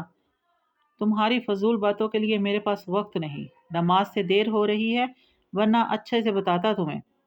हशाम कहकर रुका नहीं था। वो दरवाज़ा खोलकर बाहर निकल गया था, जबकि पीछे वो पागलों की तरह हंस रहा था। Bloody Muslims. तंजिया हंसी। वो पागल था। क्या वो सच में पागल था? क्या ऐसे सवालात करने वाला शख्स पागल होता है? नहीं, हरगिज नहीं। ऐसे लोग काबिल रहम होते हैं। हम ऐसे लोगों को खुद इस्लाम से दूर कर देते हैं। इस्लाम में सवाल जवाब करना गुनाह नहीं, जबकि हम किसी भी ऐसे सवाल को बिना सुने, बिना सोचे मंतकी आलम व मुफ्ती बनकर किसी को भी दायरा इस्लाम से निकाल देने का फतवा सादर करते हैं, जो कि आरजे जैसे भटके हुए शख्स को राह रास्त पे लाने की बजाय मजीद बागी बना देता है। उन्हें इस्लाम से दिली बुग़्ज़ हो जाता है और वो अजीबो गरीब कैफियत का शिकार हो जाते हैं, जो कि हमारा ज़ाती कसूर होता है। वो डिज्नीलैंड इमारत के सामने बैठी थी। वो तकरीबन हर हफ्ते यहाँ आती थी, लेकिन अंदर जो स्लीपिंग ब्यूटी थी, शहजादी थी, उसे देखने की हिम्मत नहीं थी। इमारत के बाहर बैठी रहती और फिर वापस पलट जाती थी। सैकड़ों लोगों के हजूम में वो गुम हो जाना चाहती थी, लेकिन होती नहीं थी। कुछ यादें थी, कुछ बातें थी जो उसका पीछा नहीं छोड़ती थी। सर्दी की शिद्दत ने जैसे उस पर असर करना छोड़ दिया था। ठंडी हवाएं हड्डियों में चुभ रही थी, लेकिन वो साकिन बैठी थी। कंधों पर बिखरे बाल हवा चलने के बाइस चेहरे को छू रहे थे। सर पर ओढ़ा स्कार्फ भी उड़ने लगा था, लेकिन शायद उसे कुछ महसूस ही नहीं होता था। Hello angel. अचानक उसे अकब से आवाज सुनाई दी। उसने पलटकर देखा तो मैडी अपनी पूरी बत्तीसी निकाले उसके सामने खड़ा था। मैडी, तुम यहाँ? वो हैरान हुई। हाँ, वो मैं इधर से गुजर रहा था तो सोचा तुमसे मिल लूं। वो घबराहट में उल्टा ही बोल गया था। क्या वाकई? लेकिन तुम यहाँ से गुजर कर कहाँ जा रहे थे? और क्या मेरा घर यहाँ पर है जो तुम मिलने आए हो? नहीं, वो मैं मैडी बुरा फंसा था। बोलो अब। एंजल ने अपनी मुस्कुराहट छुपाई। मैडी उसका क्लास फेलो था, लेकिन थोड़ा पागल था। अक्सर इस एंजल के चेहरे पर मुस्कुराहट का बाइस बनता था। अच्छा, सुनो, ये सब छोड़ो, बताओ चाय पियोगी? मैडी ने बात बदली। पी चुकी हूँ। अच्छा चलो, मैं आइसक्रीम लेकर आता हूँ। यहाँ से हिलना मत। मैडी ने उसे हदायत की और खुद आइसक्रीम बार की तरफ बढ़ गया था, जबकि एंजल एक गहरी सांस लेकर रह गई थी। उसने रुख पलटा तो डूबते सूरज की किरणें उसके चेहरे पर पड़ी। चेहरे के खास हिस्से पर कोई चीज चमकी थी, जैसे कोई मोती। लेकिन उसे एहसास नहीं था कि किसी शख्स की निगाहें उस पर जमी थी, जो उस रोशनी को देखकर जम सा गया था। क्या उसने अपनी चीन ठोड़ी पर कोई मोती लगा रखा था? अचानक अजीब सी बेचैनी उसके अंदर फैल गई थी। नजरों की तपश उसे महसूस होने लगी थी। तब उसकी नजर मैडी के पास खड़े उस शख्स पर पड़ी थी, जिसका आधा चेहरा छुपा ही रहता था और वो बोल भी नहीं सकता था। ये यहाँ भी? वो कोफ्त में मुब्तला हो गई थी। वो जहाँ भी जाती थी, वो शख्स उससे पहले वहाँ मौजूद होता था। उसकी आंखों में एक अजब सा तासुर होता था, जो उसे अंदर तक झंझोड़ देता था। वो तो कभी कभी मैडी की हरकतों से उकता जाती थी, और ऊपर से ये शख्स। उसका मूड एकदम खराब हुआ। वो उठी और कदम स्टेशन की तरफ बढ़ा दिए। मैडी की नज़र अभी उस पर नहीं पड़ी थी, लेकिन वो शख्स उसे जाता देख रहा था। आइसक्रीम लेने के बाद जब मैडी पलटा और एंजल को वहां से गायब पाया, तो वो स्टेशन की तरफ भागा। جبکہ پیچھے اس شخص کے چہرے پر مسکراہٹ پھیل گئی تھی۔ وہ اسے میڈی کے ساتھ آئس کریم ہرگز نہیں کھانے دے سکتا تھا۔ جیتنا اس کی فطرت تھا۔ وہ ہمیشہ سے جیتتا آیا تھا، بنا کچھ کہے، بنا کچھ کرے۔ رکشے والے نے اسے گلی کے سامنے اتارا تھا۔ وہ کرایہ دینے کے بعد چادر سے خود کو اچھی طرح ڈھانپتی گلی میں داخل ہوئی۔ یہ ایک تنگ سی گلی تھی جو آگے جا کر ایک چوراہے میں بدل جاتی تھی۔ یہاں چاروں طرف گھر تھے، ایک مسجد تھی، بچے گلیوں میں کھیل رہے تھے۔ اس کا رخ اپنے گھر کی طرف تھا۔ سبزی کی دکان پر لوگوں کا ہجوم تھا۔ گلی کے دونوں اطراف اونچے اونچے گھر تھے، البتہ گلیاں پکی تھیں۔ وہ گھر سے ابھی کچھ فاصلے پر تھی جب اس کی نظر سامنے سے آتے فقیر پر پڑی۔ وہ ہر جمعرات کو ان کے محلے میں مانگنے آتا تھا۔ پھٹے پرانے سے کپڑے پہنے، منکوں سے لدا وہ شخص بہت ہی عجیب لگتا تھا۔ اللہ سے عشق نہیں کر سکتا تو ہرگز نہیں کر سکتا، بس اسے عاشق بنا لے۔ ہاں، اللہ کو عاشق بنا لے۔ وہ اونچی آواز میں ہمیشہ یہی بڑبڑاتا تھا۔ سبزی کی دکان پر کھڑے لوگوں نے اس کی بات سنی تھی، اور پھر سبزی والے نے آلو کی تھیلی سے ایک آلو نکال کر اس فقیر کو دے مارا تھا۔ بکواس کرتا ہے، پاگل، جاہل، اللہ کو عاشق بناتا ہے، نکل یہاں سے۔ یہ تو ایک عام شخص نے اسے دھتکارا تھا۔ اگر ہم منصور خلاج کا واقعہ دہرائیں، اس وقت کے سوئے ہوئے علماء نے اسے گمراہ ہونے فتویٰ صادر کر دیے تھے۔ حسین بن منصور حلاج نے اپنی ذات کی نفی کی اور اللہ کے عشق میں معرفت کے بلند ترین مقام پر پہنچ کر ان الحق کا نعرہ لگا کر خودی کے راز کو فاش کر دیا۔ علماء ظاہر کا دل بیدار نہ تھا، اس لیے وہ علم و عرفان کے فرق کو پرکھنے سے معذور رہے اور حلاج کو گمراہ کہہ کر سولی پر لٹکا دیا۔ حلاج نے سولی قبول کر لی کیونکہ وہ خدا سے ملاقات کا ذریعہ تھی۔ ڈاکٹر نکلس لکھتے ہیں کہ جب منصور کو پھانسی دینے کے لیے لایا گیا تو وہ تختہ دار کو دیکھ کر اس زور سے ہنسا کہ آنکھوں سے پانی بہنے لگا، اور اس کے بعد لوگوں کی طرف دیکھ کر اپنے دوست ابو بکر شبلی کو کہا، آپ کے پاس مصلی ہے؟ انہوں نے کہا ہاں۔ پھر منصور نے مصلی بچھا کر 2 رکعت نماز ادا کی اور پھر اسے مصلوب کر دیا گیا۔ عشق حاضر ہے سولی پہ لٹک جانے کو، موت سے بڑھ کر کیا سزا دو گے دیوانے کو۔ بقول علامہ اقبال، منصور کو ہوا لب گویا پیام موت، اب کیا کسی کے عشق کا دعویٰ کرے کوئی۔ حسین بن منصور حلاج قید و بند میں تھے تو ابن عطا رحمۃ اللہ علیہ آئے اور کہا، آپ نے جو کچھ کہا ہے اس سے معذرت کر لیں۔ حسین بن منصور حلاج رحمۃ اللہ علیہ نے کہا کہ جس نے یہ بات ان الحق کہی اس سے کہو کہ معذرت کر لے۔ اس پر ابن عطا رحمۃ اللہ علیہ رونے لگے۔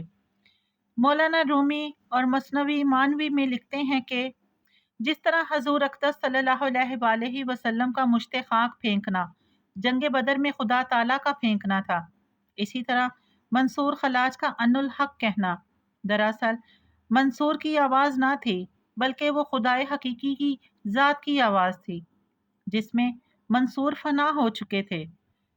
صوفیہ کا بیان ہے کہ حضرت حلاج کو اس لیے شہید نہیں کیا گیا تھا کہ وہ حلولا تھے، بلکہ اس لیے کہ انہوں نے حق تعالیٰ کا راز فاش کر دیا تھا۔ خانم کی آنکھوں میں یہ پڑا ہوا واقعہ ایک فلم کی مانند چلنے لگا، سب اسے پھر سے ہوتا ہوا محسوس ہونے لگا تھا۔ خانم نے اپنی چیخ روکنے کے لیے منہ پر ہاتھ رکھا تھا۔ اسے برا لگا تھا کہ ایک سبزی فروش نے فقیر کو مارا۔ فقیر نے ایک نظر رک کر اسے دیکھا تھا۔ گھورتا کیا ہے، نکل یہاں سے اور دوبارہ یہاں مت آنا، دکان پر کھڑے لڑکے نے کہا۔ فقیر پھر رکا نہیں۔ اللہ کو عاشق بنا لو کی صدا لگاتا وہ آگے بڑھنے لگا تھا جب اس کی نظر گلی میں کھڑی خانم پر پڑی۔ فقیر نے غور سے اسے دیکھا تھا۔ اس کے چہرے پر چمکتی خاص چیز فقیر کو ٹھٹکا گئی تھی۔ اس چمک کو چھپا لے، یہ بہت سو کو برباد کرے گی اور بہت سو کو آباد۔ وہ اس کے سامنے کھڑا ہوتا چل آیا تھا۔ خانم ڈر کر پیچھے ہوئی اور پھر وہ فقیر آگے بڑھ گیا، جبکہ وہ دھڑکتے دل کے ساتھ کچھ بھی سمجھے بنا گھر کی طرف بھاگی تھی۔ میوزک کی بے ہنگم آواز نے بھی جان کو کوفت میں مبتلا کیا تھا۔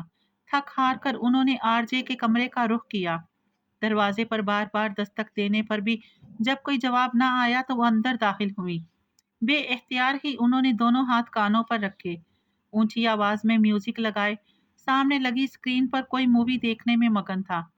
बीजान को हैरत हुई कि उसे म्यूजिक के कान फाड़ देने वाली आवाज में मूवी की क्या समझ आ रही थी। अरे बीजान, आप! अचानक उसने रिमोट उठाकर म्यूजिक बंद किया। नजरें अभी भी स्क्रीन पर जमी थी। बीजान को हैरत हुई थी कि उसे कैसे आने की खबर हुई। वो हमेशा ही ऐसे हैरान करता था। ये क्या तमाशा लगाया हुआ है तुमने? सैयदों के घर में इतनी बेहयाई, शर्म नहीं आती तुम्हें? बीजान ने उसे डांटा। ओहो, बीजान कौन सी बेहयाई? वो पुरसकून सा पूछ रहा था, जबकि बीजान की नजर बेसाख्ता ही उसके कमरे की दीवारों की तरफ उठी, जिन पर लगी काबिले एतराज तस्वीर बेहयाई का मुंह बोलता सबूत थी। ला हौला वला कुव्वत इल्ला बिल्लाह, बीजान बड़बड़ाई। एक दो बार बीजान ने उसके जाने के बाद ये तस्वीरें हटाने की कोशिश की थी, लेकिन फिर मुलाजमों की ऐसी शामत आई कि अब सब उसके कमरे के आसपास भी नहीं फटकते थे। मुलाजम क्या सोचेंगे कि जिस खानदान के अफराद ने कभी टीवी तक नहीं देखा, उस खानदान का वारिस ऐसा कैसे हो सकता है? बीजान को इस पर अफसोस होता है। मैं तो ऐसा ही हूँ बीजान, और मुझे किसी की परवाह नहीं। उसने एक बार भी पलट कर नहीं देखा था और ना बीजान को बैठने को कहा था। अल्लाह तुम्हें हदायत दे। आमीन। बीजान की बात पर उसने छत फाड़ कह कहा गूंजा था, जबकि बीजान अपना खून जलाती वापस चली गई थी और पूरा कमरा एक बार फिर म्यूजिक से गूंज उठा था। सुबह के 3 बज रहे थे और इतनी ठंड में वो स्विमिंग कर रहा था। हशाम ने अपने कमरे की खिड़की से उसे देखा था और फिर सर झटक कर खिड़की बंद कर दी थी। वो ऐसा ही था। उसे सारी रात नींद नहीं आती थी। अलबत्ता जहां ही सुबह के 5 बजते थे, उसकी आंखें बंद होना शुरू हो जाती थी। वो 24 घंटों में से सिर्फ 3 घंटे सोता था। वो मछली की तरह ठंडे पानी में तैर रहा था।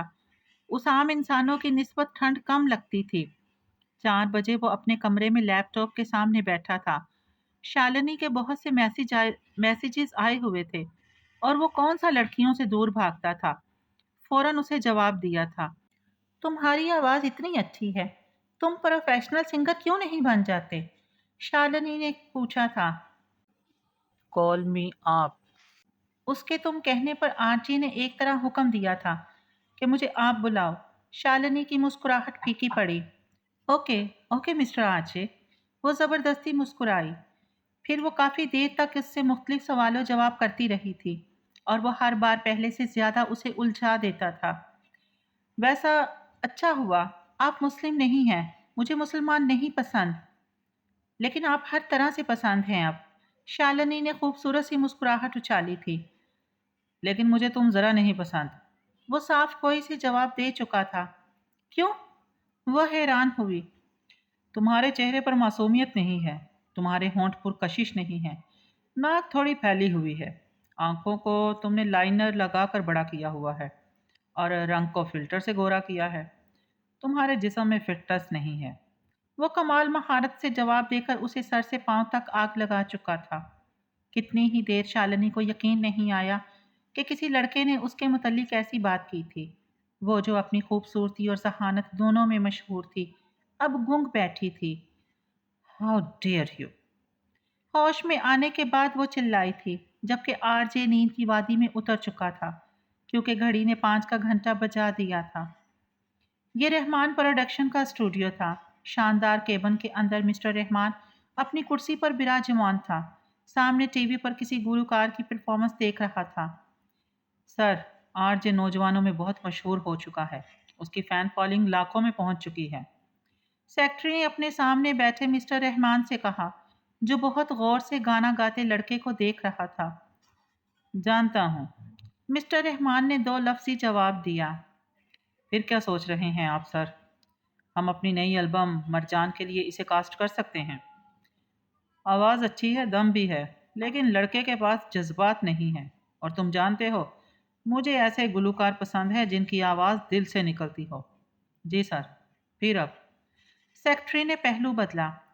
फिर ये कि मैं अभी इसे कास्ट नहीं कर सकता। मैं इंतज़ार करूँगा तब तक, जब तक इसके अंदर जज्बात न जाग जाएं। उसके दिल से निकली आवाज़ जब मेरे दिल पर लगेगी, मैं खुद जाऊँगा इसके पास और तब तक मुझे इंतज़ार करना होगा। मिस्टर रहमान ने गौर से आरजे को देखते हुए कहा, ये तो तय है, जब तक हमारी आवाज़ दिल से ना निकले तासीर नहीं रखती।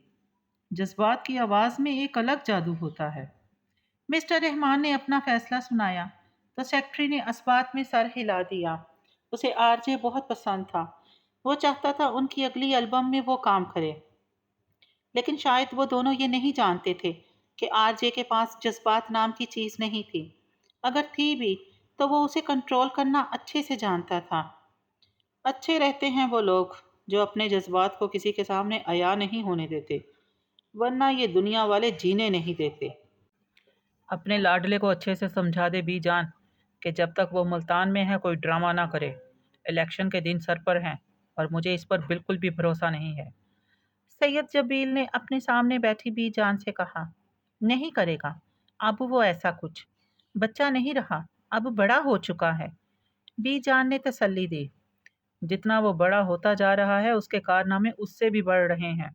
अल्लाह जाने ये लड़का सैयद खानदान के साथ क्या करेगा। सैयद जबील गालिबन अपने बेटे से बहुत तंग थे। मैं हर शाम से करती हूँ बात, वैसे भी कल वो वापस चला जाएगा। परेशान होने वाली क्या बात है। क्या पता वो जाते जाते कुछ कर जाए, फिर कोई उसकी पेशन गोई कोई भी तो नहीं कर सकता। सैयद जबील ने उठते हुए अपनी चादर दुरुस्त की और कहते हुए बाहर की तरफ चले गए। सीढ़ियों पर खड़े आरजे ने अपने बाप की आवाज़ साफ सुनी थी और फिर उसके चेहरे पर पुरइसरार सी मुस्कुराहट फैल गई। यानी पक्का वो कुछ करने वाला था। मेरे बस में हो तो कभी कहीं कोई शहर ऐसा बसाऊं मैं, जहां बर्फ बर्फ मोहब्बतों पे, गम जहां का असर ना हो, राहो रस्म दुनिया की बंदिशें, गम ज़ात के सभी जायके, सिम कायनात की तलखियाँ किसी आंख को भी ना छू सके। वो एक खूबसूरत दुनिया थी। जहाँ तक नजर जाती थी सफ़ेद बर्फ ने हर चीज़ को सफ़ेद बना दिया था। और इस सफ़ेद बर्फ की चादर के दरमियान खड़ी वो इमारत, हाँ, वो शहजादियों के देश में आ गई थी। उसे यकीन नहीं हो रहा था कि वो वाकई वहाँ मौजूद थी। आसपास से गुजरते लोग जो अपने से ज्यादा वजन के ऊनी कोट में मलबूस उसे अजीब सी तमान्नत बख्श रहे थे। उसने कदम बढ़ाए और इमारत की तरफ चलना शुरू किया। अभी वो कुछ फासले पर थी कि हानी, हानी आपी, उठ जाओ जल्दी। उसके नाम की पुकार कानों से टकराई। कोई उसे बुला रहा था। हानो आपी। जवाद उसका नाम बिगाड़ने में कोई कमी नहीं छोड़ता था। क्या है? वो सख्त बदमजा हुई। उठ जाओ, मेहरू आपी की कॉल आई है, बुला रही है आपको। वो उसकी रजाई खींचते हुए बता रहा था। आ रही हूँ, जाओ तुम। बस थोड़ा सा फासला रह गया था। ये लोग कभी मुझे मेरे ख्वाबों में भी सुकून से नहीं रहने देंगे। वो बड़बड़ा रही थी। उसे ख्वाब टूट जाने का दुख हुआ था। हमेशा होता आया था, लेकिन जाने क्यों परियों के देश जाने के ख्वाब उसका पीछा नहीं छोड़ते थे। वो लाख समझदार सही, लाख बड़ी सही, जो वो बन गई थी, उसका अंदर अब भी वैसा ही था, मासूम परियों के ख्वाब देखने वाला। आरजे, आपका आईक्यू लेवल कितना है? आपको सब कुछ याद रहता है? क्या आप बताएंगे प्लीज अपना आईक्यू लेवल? उसकी नई नई परफॉर्मेंस वीडियो के नीचे किसी ने कमेंट किया था। ये सच था। उसे बचपन से लेके आज तक का हर वाकया याद था। उसे हर शख्स याद रहता था जिसका उससे सामना होता था। उसे कुछ नहीं भूलता था। लड़के की बात सुनकर उसके चेहरे पर पुरइसरार से मुस्कुराहट फैली और जिंदगी के कुछ औराक उसके दिमाग ने पीछे की जाना पलटे। उसके सामने खुले लैपटॉप पर एक नई फिल्म चलने लगी थी। मिस्टर जबील, आपने तो कहा था कि आपका बच्चा एक गैर मामूली बच्चा है, जो आम इंसानों से बहुत मुख्तलिफ है, जिसका दिमाग बहुत तेजी से काम करता है। जी जी, बिल्कुल। सैयद जबील ने अपने साथ वाली कुर्सी पर बैठी अपनी बीवी को एक नज़र देखकर सामने बैठे शख्स को जवाब दिया, गलत, बिल्कुल गलत। आपका बेटा बाकी बच्चों की निस्बत बहुत ही नालायक है। उसने आईक्यू लेवल का जो टेस्ट दिया है, इससे साबित होता है कि इसका आईक्यू लेवल 0 है। अगर यकीन नहीं आता तो पेपर देख ले। उस शख्स की बात सुनकर वो दोनों हैरान रह गए थे। स्कूल की प्रिंसिपल ने उन्हें मजबूर किया था कि वो आरजे का कोई आईक्यू लेवल टेस्ट कराएं। اور اس کے بعد اگر چاہے تو اسے کسی اور اسکول میں منتقل کروا سکتے ہیں۔ لیکن یہاں تو الٹ ہی ہو گیا تھا۔ ٹیسٹ دیکھنے کے بعد سید جبیل کو یقین نہیں آ رہا تھا، جبکہ آر جے پرسکون سا بیٹھا تھا۔ جانے اس کے دماغ میں کیا چل رہا تھا۔ دراصل اسکول کا پرنسپل اور ہر ٹیچر جو آر جے کی کلاس میں آتا تھا وہ اس سے تنگ تھا۔ بلا شبہ وہ غیر معمولی بچہ تھا، لیکن اس کے سوالوں نے ٹیچر کا دماغ ہلا دیا تھا۔ پرنسپل اس بچے کو اسکول سے تو نہیں نکال سکتا تھا، اس لیے اس نے آر جے کے والدین کو نیا مشورہ دیا تھا جو بری طرح ناکام رہا تھا۔ میں آ رہا ہوں پرنسپل سر۔ آر جے آ رہا ہے، وہ دل ہی دل میں بڑبڑایا تھا۔ چلیں بیٹا، مسز جبیل نے اٹھتے اپنے بیٹے سے کہا۔ یس موم۔ وہ چھلانگ لگا کر کرسی سے اترا تھا۔ وہ لوگ آفس سے باہر نکل آئے تھے جب وہ ایک جھٹکے سے رکا۔ مام شاموں کا فون تو اندر ہی رہ گیا، میں ابھی لے کر آتا ہوں۔ کس کمال مہارت سے وہ بنا بتائے شام کا فون اٹھا لایا تھا۔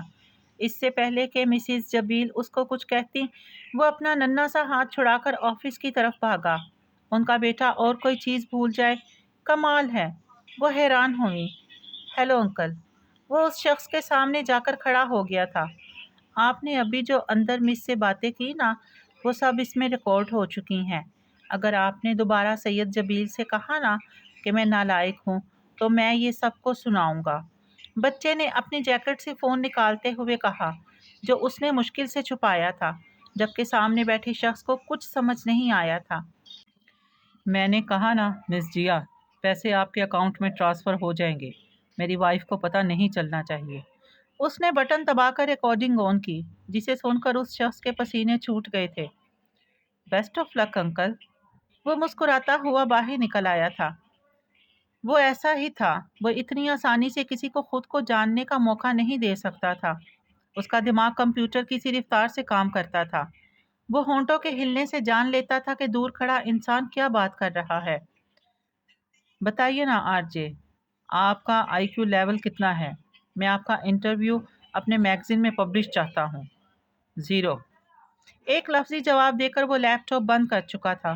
اسے فکر نہیں تھی، سامنے والے بندے کو برتائے حیرت میں ڈال چکا تھا۔ بس وہ ایسا تھا۔ بچپن کے واقعے نے اس کے ہونٹوں پر مسکراہٹ پھیلا دی تھی۔ تم سوچ نہیں سکتی ایلا، آج میں بہت خوش ہوں۔ ماہی کے ہاتھ شدت جذبات سے کانپ رہے تھے۔ بتاؤ میں اب کیا کروں؟ کیسے اس شخص سے بات کروں؟ ماہی کی آواز بھرا گئی تھی۔ سامنے لیپ ٹاپ پر اس شخص کی تصویر چمک رہی تھی۔ کتنی مشکلوں سے ڈھونڈا تھا اسے ماہی نے۔ کرنا کیا پاگل، سب سے پہلے ایڈ کرو انہیں، پھر بات کر لینا۔ ایلا نے مشورہ دیا۔ وہ مجھ سے بات تو کریں گے نا؟ ماہی کو یقین نہیں آ رہا تھا وہ اسی شخص کا اکاؤنٹ تھا۔ سید حشام بن جبیل۔ ہاں یہی نام تھا اس شخص کا، جو سفید کلف لگے کپڑے پہنے، بھورے رنگ کی چادر کو کندھوں پر پھیلائے اپنی تمام تر وجاہت کے ساتھ بیٹھا تھا۔ وہ بنا پلکے جھپکائے اس کی پروفائل پکچر کو دیکھ رہی تھی۔ ہوش میں آؤ ماہی، اس سے پہلے کہ دیر ہو جائے بات کر لو، ایلا کہتے ہوئے کمرے سے باہر نکل گئی تھی، جبکہ ماہی کے ہاتھ کانپ رہے تھے۔ اس کی آنکھوں میں نمی چمکی تھی۔ وہ شخص کس حد تک اسے عزیز ہو چکا تھا وہ خود نہیں جانتی تھی۔ ہانی، تمہیں وہ اسمارا آپی یاد ہے جو اسکول میں ہماری سینئر تھی؟ مہرو نے سامنے بیٹھی ہانم سے پوچھا، جو تیزی سے رجسٹر پر قلم چلا رہی تھی۔ نہیں، کچھ خاص نہیں، ہانم نے جواب دیا۔ وہی جس سے میری اچھی خاصی دوستی تھی، جس نے ٹاپ بھی کیا تھا۔ مہرو نے یاد کروانا چاہا۔ کیا ہوا اسے؟ اب کی بار خانم نے چونکتے ہوئے پوچھا۔ اس کی مما کا پرائیویٹ کالج ہے، اچھا خاصا ہے، انہیں 2 ماہ کے لیے ایک ٹیچر کی ضرورت ہے۔ کل اسمارا آپی کی کال آئی ہوئی تھی، وہ پوچھ رہی تھی کہ اگر کوئی ٹیچر ہو تو ایف ایس سی کے اسٹوڈنٹس کو پڑھانا ہے، بس 2 ماہ۔ خانم نے اب کی بار سر اٹھا کر اسے دیکھا۔ کیا وہ مجھے رکھ لیں گے؟ اس کا ذہن مہرو کی بات کو سمجھ گیا تھا۔ ہاں میں نے بات کی تھی، وہ کہہ رہے تھے اگر ڈیمو اچھا دیا تو میں کوشش کروں گی۔ 2 ماہ ہی کافی ہیں میرے لیے۔ اب خانم کا دماغ تیزی سے کام کر رہا تھا۔ ویسے وہاں سارے ٹیچرز بہت ہائی کوالیفائڈ ہیں، لیکن اب ان کی بھی مجبوری ہے، اور اسمارا آپی میری بات بھی مان لیتی ہیں، وہ اپنی ماما کو منا لیں گی، لیکن تم سوچ سمجھ لو، दो काम एक साथ कर लोगी? मेहरू थोड़ा परेशान हुई। टाइमिंग क्या है कॉलेज की? हानम ने पूछा। सुबह 8 बजे से 1 बजे तक, मेहरू ने बताया। बस ठीक। एकेडमी का टाइम 2 बजे से शुरू होता है और फिर 2 माह की तो बात है, मैं कर लूंगी कुछ ना कुछ। हानम के दिमाग से जैसे बहुत सा बोझ उतर गया था। अलबत्ता अब उसे एक नई फिक्र थी। पता नहीं उसे ये जॉब मिलती भी या नहीं। हशाम आरजे को बुलाने उसके कमरे में आया था, लेकिन वो उसे वहां नजर नहीं आया। वॉशरूम का दरवाजा बंद था और शावर की आवाज से उसने अंदाजा लगा लिया था कि वो अंदर था। अभी वो कुछ कहने वाले था जब उसकी नजर आरजे के मोबाइल पर पड़ी, जो ब्लिंक कर रहा था। वो वाहिद शख्स था जो उसके फोन को हाथ लगा सकता था। हशाम ने आगे बढ़कर फोन उठाया और दूसरे ही पल उसे झटका लगा था, जैसे करंट। हाँ, मोबाइल फोन से। Don't touch my phone, you bromides. Mobile की स्क्रीन से आवाज उभरी थी और इस पर यही जुमला लिखा भी चमक रहा था। एक बड़ा सा टाइगर मुंह खोले खा जाने वाली नजरों से उसे घूर रहा था, जिसके मुंह में ये अल्फाज चमक रहे थे। क्या हुआ? शामू काका डर गए? अंदर से उसकी आवाज उभरी थी। जाने उसे कैसे पता चल जाता था। डूब के मर जाओ तुम, इंतहाई कोई जलील इंसान हो वैसे। हशाम को गुस्सा आ गया था, जबकि आरजे का कहकहा उभरा था। ब्रोमाइड साहब, क्या लेने आए हो मेरे कमरे? उसके ब्रोमाइड कहने पे हशाम मजीद तपा। तुम्हें पता भी है ब्रोमाइड का मतलब क्या है? ये तो तुम्हें पता होगा शामू काका का। इंग्लिश लिटरेचर तो तुम पढ़ रहे हो। ब्रोमाइड्स का मतलब पुराने ख्यालात। क्या तुम्हें मैं पुराने ख्यालात का लगता हूँ? हशाम को उसका ब्रोमाइड कहना बुरा लगा था। जी बिल्कुल शामू काका, आप इंसान हैं, इस बात का अंदाजा आप अपने कपड़ों से लगा लें। वो तुर्की व तुर्की जवाब दे चुका था, जबकि हशाम दांत बीच कर रह गया था। नहा कर जल्दी नीचे मरो, मदीहा आई है, तुम्हें बुला रही है। मदीहा हशाम की छोटी बहन थी, जो डॉक्टर बन रही थी। वो कहकर रुका नहीं था, बल्कि कमरे से बाहर निकल गया था, क्योंकि आरजे से बहस करना फजूल था। रहने दो हानि, एक वक्त में तो तुमसे दो काम नहीं होंगे। फिर तुम कहोगे कि पढ़ाई पर ध्यान नहीं दे पा रही। आसिया बेगम ने अपनी बेटी को समझाना चाहा था। वो तो वैसे भी नहीं दे पा रही अम्मा, अलबत्ता इस काम से फायदा ही होगा ना मुझे। बस 2 महीने की तो बात है, हानम ने कहा, जबकि आसिया बेगम खामोश रही। अच्छा है, जाने दे अम्मी, घर में रहकर भी तो उसने किताबें चाटनी है। बाहर निकलेगी, बाहर की दुनिया से मिलेगी, इसका गुस्सा भी कम होगा। माहम ने टांग अटकाई। हानम ने उसे खा जाने वाली नजरों से घूरा। इसे छोड़ो, तुम खाना खाओ, इसकी तो आदत है बोलने की। आसिया बेगम ने अपनी खानम से कहा, जिसे बहुत जल्दी गुस्सा आता था। अलबत्ता वो गुस्सा दूसरों पर कम उतरता था। अंदर ही अंदर पीने की वजह से वो बहुत तल्ख हो गई थी। बस अम्मा, 2 माह, 10,000 देंगे वो लोग। एक बार दाखला चला जाएगा और दूसरी दफा की तनख्वाह में कोई मोबाइल ले लूंगी। इंटरनेट की बहुत ज़रूरत पड़ती है मुझे। आज वो पूरी मेहनत करके गई थी। क्लास और प्रिंसिपल को इसका डेमो पसंद आ गया था। कल से वो बाकायदा अपनी टीचिंग का आगाज़ करने वाली थी। ये भी शुक्र है कि उन्होंने मुझे रख लिया, अगर इनकार कर देते तो क्या होता। खानम मजीद ना कह पाई। रखते क्यों नहीं भाई? 30,000 जिस टीचर को देने थे, उन्हें अब उसके बदले उन्हें 10,000 में टीचर मिल गई है। कैसे ना रखते? माहम बाज नहीं आती थी। तुम चुप करके बिस्तर लगा दो, मुझे नींद आई है बहुत। वही कर रही हूँ, देख तो लो पहले। खानम की बात पर बिस्तर लगाती माहम ने खफकी से जवाब दिया था, जबकि खानम का दिमाग टीचिंग में उलझ कर रह गया था। उसे टीचिंग करना नहीं पसंद था, लेकिन वक्त इंसान से क्या कुछ करवाता है, ये उसे अब अंदाजा हो रहा था। वो बस गहरी सांस लेकर रह गई थी। वो फुटबॉल लेकर सैयद हवेली से बाहर निकल आया था। अब उसका रुख ग्राउंड की तरफ था, जहां इलाके के लड़के फुटबॉल खेलते थे। अरे आरजे, आओ आओ। लड़कों ने उसे देखकर आवाज दी और वो मुस्कुराता उनकी तरफ बढ़ गया था। उसकी नजरें एक इंसान को तलाश कर रही थी, जिसका कल मदीहा ने उसे बताया था कि जब वो घर आ रही थी ड्राइवर के साथ, तो एक लड़के ने बाइक पर उनका पीछा किया था और कुछ नाजेबा कलमात भी उछाले थे, ये जानने के बावजूद कि वो सैयद खानदान की लड़की थी। जल्द ही उसके कंप्यूटर से तेज चलते दिमाग ने इस लड़के को स्कैन किया और फिर वो फुटबॉल के साथ मैदान में कूद पड़ा। कुछ देर नॉर्मल खेलने के बाद उसने लड़के का निशाना रखकर फुटबॉल को किक लगाई और मुंह पे दे मारा था। लड़का लड़खड़ाकर नीचे गिरा। इससे पहले वो उठता आरजे उसके सर पर पहुंच गया था। सारे लड़के उसके पागलपन को देखकर भाग गए थे, जबकि वो बुरी तरह अब उस लड़के को हाथों और लातों से पीट रहा था। उसके इख्तियार में होता तो वो इस लड़के को जान से मार देता। देखने में वो दुबला पतला सा था अभी, लेकिन अपनी जिसामत के लिहाज से वो काफी ताकतवर था। बड़े साई, जल्दी चले। वो बाहर मैदान में छोटे साई। हवेली का मुलाजम भागा भागा हशाम के पास आया था। क्या हुआ आरजे को? छोटे साई के नाम पर हशाम के कान खड़े हुए। वो एक झटके से उठा। वो जी बाहिर साई, एक लड़के को मार रहे हैं। मुलाजम फूली सांसों से साथ मुश्किल से बोला था और हशाम उसकी बात पूरी होने से पहले बाहर की जानिब भागा था। कुछ ही पल में वो मैदान में पहुंच गया था। वो लड़का नीचे पड़ा था जबकि आरजे उसके मुंह पर घूंसे मार रहा था। आरजे, पागल हो गए हो, छोड़ो इसे। हशाम ने उसे खींचकर लड़के से दूर किया, जिसके मुंह से अब खून निकल रहा था। आरजे की गिरफ्त से निकलने के बाद लड़का दर्द से कराह रहा था। मुलाजम उसे उठाने के बाद वहां से भाग गया था। तुम्हारा दिमाग खराब हो गया है, तुम पागल हो गए हो, जाहल इंसान। लड़के की हालत देखकर हशाम का दिमाग घूमा और उसने आरजे को जोर से धक्का दिया था, जो खूनखार नजरों से उस तरफ देख रहा था जहां मुलाजम उस लड़के को लेकर गया था। क्यों मारा उसे? हशाम ने सवाल किया, जबकि आरजे ने अब हवेली का रुख कर लिया था। तुमसे पूछ रहा हूँ, जवाब दो। उसके जवाब ना देने पर हशाम चिल्लाया, रिलैक्स शामू काका, बिला वजह क्यों चीख रहे हो? वो इतने पुरसकून अंदाज में बोला था जैसे कुछ हुआ ही नहीं, जबकि हशाम दंग रह गया था। मुझे वापस जाना है, देर हो रही है, पैकिंग भी करनी है।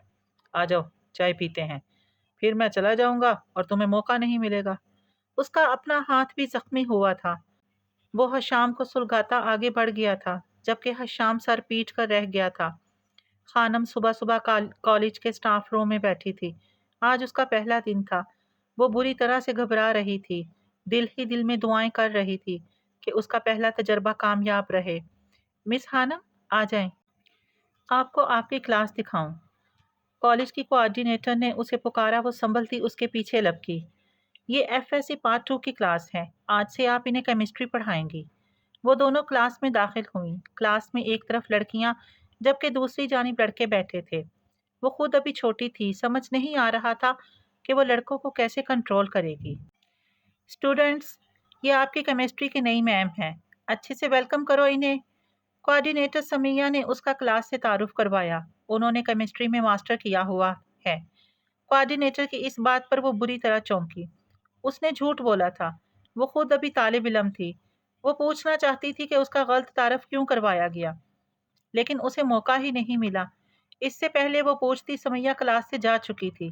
क्लास में मौजूद तलबा और तालबात उसे गौर से देख रहे थे। वो इतनी खुद एतमाद नहीं थी, और फिर ये मौका भी पहला था। वो काफ़ी घबरा रही थी। मैम, आपका नाम क्या है?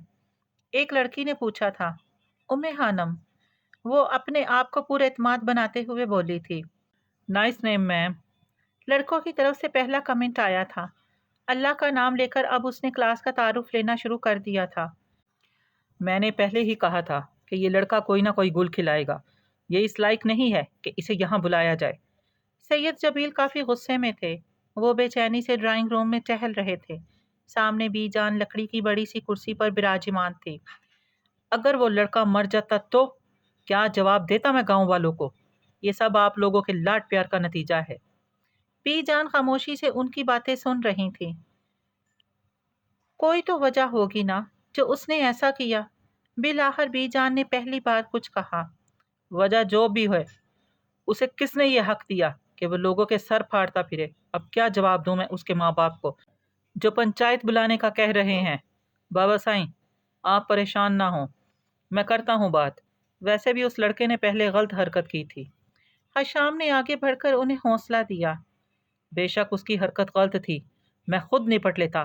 ये कौन होता है मारने वाला? इस सारे वाक़ये में मदीहा खामोश बैठी थी। जाओ, उसे बुलाओ, माफ़ी मांगेगा वो इस लड़के के माँ बाप से। बीजान ने मदीहा से आरजे को बुलाने का कहा। लेकिन बीजान, वो तो चला गया। मदीहा ने पुरसकून लहजे में जवाब दिया, देख लिया आपने, हमें लोगों के सामने शर्मिंदा करके खुद भाग गया। सैयद जबील भड़के, अच्छा हुआ बाबा साईं चला गया, यहाँ रहता तो फिर कुछ गलत करता। आप आराम करें, मैं करता हूँ बात उन लोगों से। अगर वो पंचायत का कहते हैं तो फिर ठीक है। सैयदों की लड़की पर जुमले कसने की पादाश में उनके खानदान को भी सजा मिलेगी। वो सर्द से लहजे में कहता हवेली से निकलकर दरबारी हिस्से की तरफ बढ़ गया था। मसला यह है कि काजी भी मैं ही हूँ। अगर आपके लाडले बेटे को माफी मांगनी पड़ गई ना तो कभी भी नहीं मांगेगा और उल्टा मुझे ही शर्मिंदा करवाएगा। सैयद जबील बीजान से कह रहे थे और बीजान को समझ में नहीं आ रहा था कि वो आरजे को किस तरह सुधारे। वो खुशी खुशी क्लास से बाहर निकली थी। क्लास के तालिब इल्म अच्छे थे। कुछ ही देर में उसका एतमाद बहाल हुआ था और अब वो शुक्र कर रही थी कि उसका पहला दिन अच्छा गुजर गया था। कॉलेज से सीधा वो अपनी एकेडमी आई थी, जहां वो अब मेहरू के साथ कैंटीन पर बैठी समोसे खा रही थी। कैसा गुजरा पहला दिन? मेहरू ने वो पूछा। अच्छा था। किसी ने तंग तो नहीं किया? मेहरू ने दूसरा सवाल किया। नहीं, अभी तक तो नहीं, लेकिन मैं खुद थक गई हूँ और अब नींद आ रही है। खानम की बात सुनकर मेहरू को उस पर तरस आया था। कहा तो था सोच समझ कर फैसला करना। मेहरू को दुख हुआ। वो वाकई थकी हुई नजर आ रही थी। कुछ नहीं होता मेहरू, बस 2 महीनों की बात है। तुम दुआ करो कि अल्लाह पाक मुझे हिम्मत देकर रखे। जाने वो लोग कैसे होते हैं जो दिन रात काम भी करते हैं और पढ़ाई में टॉप भी कर जाते हैं। खानम को एहसास हुआ था कि 2 काम एक साथ करना बहुत मुश्किल था। तुम्हारे जैसे होते हैं भानी, और तुम देखना कि एक दिन अल्लाह पाक तुम्हें बहुत सारी कामयाबियों से नवाजेगा। आमीन सुम्मा आमीन। खानम उसकी बात पर मुस्कुराई। अच्छा जल्दी करो, अब क्लास शुरू होने वाली है हमारी। बस ये चाय पी लूं फिर चलते हैं क्लास में। खानम ने चाय का कप उठाते हुए जवाब दिया, जबकि मेहरू उसे प्यार से देख रही थी। मेहरू निसा के लिए उम्मे खानम बहुत अहम थी। वो बचपन से उसकी दोस्त थी। मेहरू का ताल्लुक अच्छे खानदान से था। पैसे की भी कमी नहीं थी। वो चाहती तो किसी अच्छे कॉलेज या यूनिवर्सिटी में दाखिला ले सकती थी एफएससी के बाद, लेकिन उसने खानम के साथ एक अकेडमी में पढ़ना पसंद किया था। वो उसकी सच्ची और मुखलिस दोस्त थी। ये शख्स मेरे मैसेजेस का जवाब क्यों नहीं दे रहा? माही लैपटॉप के सामने बैठी थी। उसने 3 दिन पहले हशाम को मैसेज किया था, लेकिन उसने कोई जवाब नहीं दिया था। उसकी सांसें अब अटकने लगी थी। ऐसा कैसे हो सकता है कि माहीन हमदान किसी को मैसेज करे, वो शख्स इग्नोर कर दे या जवाब न दे? उसको दुख हो रहा था। बाहर गिरती बर्फ उसे मजीद उदास कर रही थी। माही, तुम परेशान मत हो। शायद उसने तुम्हारा मैसेज ना देखा हो। शायद वो मसरूफ हो।